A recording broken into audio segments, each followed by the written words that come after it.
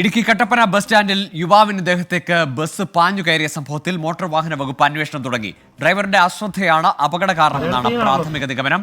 ഡ്രൈവറുടെ ലൈസൻസ് റദ്ദാക്കാൻ നടപടി തുടങ്ങി. രാഹുൽ വിജയൻ ചേരുന്നുണ്ട് വിശദാംശങ്ങളുമായി. രാഹുൽ, ആയുസിന്റെ ബലമെന്നൊക്കെ പറയുന്ന പോലെ അങ്ങനെ അത്ഭുതകരമായി രക്ഷപ്പെട്ടതാണ് ആ യുവാവ്.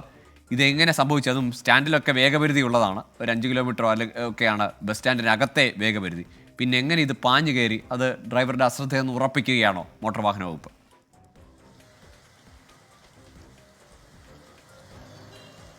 എന്തായാലും മോട്ടോർ വാഹന വകുപ്പ് ഡ്രൈവറുടെ അശ്രദ്ധ തന്നെയാണ് അപകടത്തിന് കാരണമെന്നാണ് ഉറപ്പിച്ചിരിക്കുന്നത്. ആദ്യഘട്ടത്തിൽ ഈ സംഭവത്തിൽ പോലീസ് കേസെടുത്തിരുന്നില്ല. കാരണം ഈ യുവാവിന്, വിഷ്ണു എന്ന യുവാവിന് ഈ സംഭവവുമായി ബന്ധപ്പെട്ട് പരാതി ഉണ്ടായിരുന്നില്ല. അപകടത്തിൽ വലിയ കാര്യമായ പരിക്കൊന്നും ഈ യുവാവിന് പറ്റുകയും ചെയ്തിരുന്നില്ല. പക്ഷേ മോട്ടോർ വാഹന വകുപ്പ് അത് വിടാൻ തയ്യാറായിരുന്നില്ല. കാരണം ആ ബസ് സ്റ്റാൻഡിൽ വെച്ച് ഇങ്ങനെ ഒരു അപകടം ഉണ്ടാകുമ്പോൾ അതിൽ കൃത്യമായിട്ടുള്ള അശ്രദ്ധ ഉണ്ടായതുകൊണ്ട് മാത്രമാണ് ഇങ്ങനെ ഒരു വാഹനം ആ ബസ് സ്റ്റാൻഡിൽ ഒരു പടി കടന്ന് അതിന് മുകളിലേക്ക് കയറി യുവാവിന്റെ ദേഹത്തേക്ക് കയറുന്ന ഒരു സാഹചര്യം ഉണ്ടായത് എന്നുള്ളതാണ് മോട്ടോർ വാഹന വകുപ്പിന്റെ ഒരു കണ്ടെത്തൽ. എന്തായാലും ലൈസൻസ് റദ്ദ് ചെയ്യുന്ന നടപടി അടക്കം ഉണ്ടാകുമെന്നാണ് നമുക്ക് ലഭിക്കുന്ന വിവരം. ഇതിന്റെ അടിസ്ഥാനത്തിൽ ബൈസൺ വാലി സ്വദേശിയായിട്ടുള്ള സിറിൽ വർഗീസ് എന്ന ഡ്രൈവർക്ക് മോട്ടോർ വാഹന വകുപ്പ് നോട്ടീസ് കൊടുത്തിട്ടുണ്ട്. വ്യാഴാഴ്ച ഹാജരാകാനാണ് നിർദ്ദേശം. അതിന്റെ അടിസ്ഥാനത്തിൽ ഹിയറിംഗ് ഉൾപ്പെടെ കഴിഞ്ഞതിന് ശേഷമായിരിക്കും ഈ ലൈസൻസ് റദ്ദ് ചെയ്യുന്ന നടപടിയിലേക്ക് എന്തായാലും പോകുക. എന്തായാലും വിഷയത്തിൽ ഇപ്പോഴും ഈ യുവാവ് പരാതിയുമായി പോയിട്ടില്ല.